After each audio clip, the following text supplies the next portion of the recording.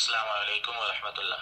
क़िबला हुज़ूर आपकी बारगाह में सवाल अर्ज़ है कि अभी तक एक मसला सुनते आ रहे हैं कि इमाम के पीछे नमाज पढ़ने वाले मुक़्तदी अगर बिला वजह नुक्ताचीनी करते हैं, यानी इमाम के अंदर कमी बताते हैं, इमाम की बुराई करते हैं, तो उनकी नमाज नहीं होगी। ये सुनते आ रहे हैं, तो इसकी वजाहत फरमा दें।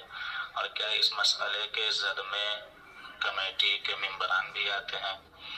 जैसे मिसाल के तौर पर सदर हैं और उनके ऊपर सारी जिम्मेदारियां हैं, तो छुट्टी के मामले में या तनख्वाह के मामले में अगर वो कोई मुझसे बात करे, इमाम साहब से बात कह रहे हैं सदर साहब, या कोई गलती हो रही उसकी इस्लाह के लिए सदर साहब का कहना हो रहा, और सदर माशाअल्लाह बादशाह और पढ़े लिखे हैं, तो क्या ये भी वो इस मसले के जद में आएंगे? क्या ये भी नुक्ताचीनी ही कहा जाएगा? तो इस मसले की वजाहत फरमा दे कि ये मसला किन लोगों के लिए है और शरई हुक्म क्या है इस मसले के मामले में, इमाम की नुक्ताचीनी, इमाम की कमी बेशी बताने के मुताल्लिक रहनुमाई फरमाएं। जज़ाकल्लाहु खैर। वालेकुम सलाम रहमतुल्लाहि व बरकातुहू। आपने जो सवाल मुझे भेजा है इसमें आपने वजाहत नहीं बयान की कि इसमें नुक्ताचीनी जो है वो किस बिना की है, शरई नुक्ताचीनी है या जिस तरह के अमूमन नमाजी लोगों को इमाम साहब के बारे में नुक्ताचीनी रहती है, यानी ऐसे लोग जो घर में जिनकी इज्जत नहीं होती वो भी इमाम के आगे नुक्ताचीनी करते नज़र आते हैं। इसकी वजाहत आप बयान कर देते तो मसला समझाने में मुझे आसानी होती। बहरहाल अगर शरई कोई मामला है तो फिर तो इमाम साहब को चाहिए कि उसकी इस्लाह करें, कि जिस तरह के आप कह रहे हैं कि वो मस्जिद के सदर हैं, तो वो बादशाह हैं, तो इस तरह के वो नमाज के मसाइल जानते हैं, इमाम साहब से कोई ऐसी बात हो चुकी है दौरान नमाज, तो वो इस बात की वो उसने नुक्ताचीनी की है तो वो इस्लाह कर लें, इसमें तो शर्म कोई मज़ायका नहीं है, नमाज शरई मामलात में पीछे हो जाएगी। लेकिन जिस तरह के हमारी अक्सर मसाजिद का माहौल इस तरह का है कि जैसा मैंने पहले अर्ज़ किया कि लोग जो हैं, जो मस्जिद की इंतज़ामिया है या इंतज़ामिया से हट कर लोग हैं, वो अपने माशरे में इतने कदरदान नहीं होते जितने वो मस्जिद में आकर जो है वो इमाम साहब को तंबीह कर रहे होते हैं, इमाम साहब पे तनकीद कर रहे होते हैं।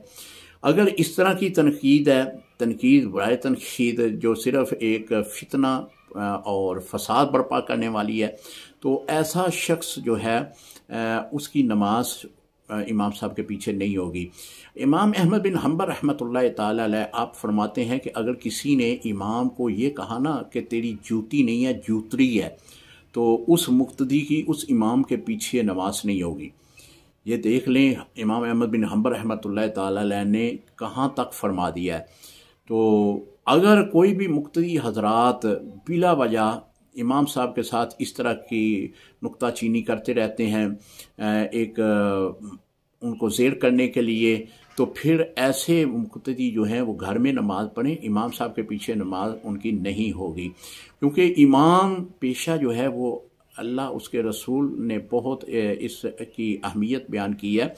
जो मस्जिद का इमाम है क़यामत के दिन अल्लाह ताला इसे भी खड़ा करेगा और अल्लाह फरमाएगा कि ए इमाम, तुम फ़लाँ मस्जिद के इमाम थे, तुम्हारे पीछे जो जो नमाज पढ़ता रहा है आज तुम उनकी शफाअत करो, उनको भी जन्नत में भेज दिया जाएगा। ये जो मसाजिद के इमाम हैं बहुत मज़लूम तबका है, बहुत कम तनख्वाहों पे ये जो है आपको दीन का रास्ता दिखा रहे हैं, दीन के रास्ते पे चला रहे हैं, बहुत मज़लूम तबका है। तो लिहाजा इनकी कदर किया करो। अगर इनसे भी कोई, क्योंकि ये भी बशर हैं और बशरी तकाज़े के मुताबिक कोई गलती हो जाती है, उस गलती को लेकर लोगों के सामने ना रखा जाए कि हमारे इमाम साहब ऐसे हैं। बंदे के अपनी तरफ से भी तो कितनी गलतियां होती हैं जिन पर वो खामोशी इख्तियार करता है। तो इमाम की इज़्ज़त किया करें, ये इमाम रोज़े क़यामत शफाअत करेगा। तो इमाम जिस मस्जिद में भी इमामत के फ़राइज़ सर अंजाम दे रहे हैं उनको बाकायदा तौर पर अच्छा खाना दिया करें, उनको रहने के लिए अच्छी जगह दें, उनकी तमाम ज़िंदगी के जो माहौल है उस पर नज़र रखें, उनको जितनी भी सहूलत दे सकते हैं वो दिया करें, क्योंकि इनकी जो है शरीयत में बहुत बड़ी अहमियत है। अल्लाह करीम हमें ईमान की इज्जत करने वाला बना दे। अस्सलामु अलैकुम रहमतुल्लाहि व बरकातहू।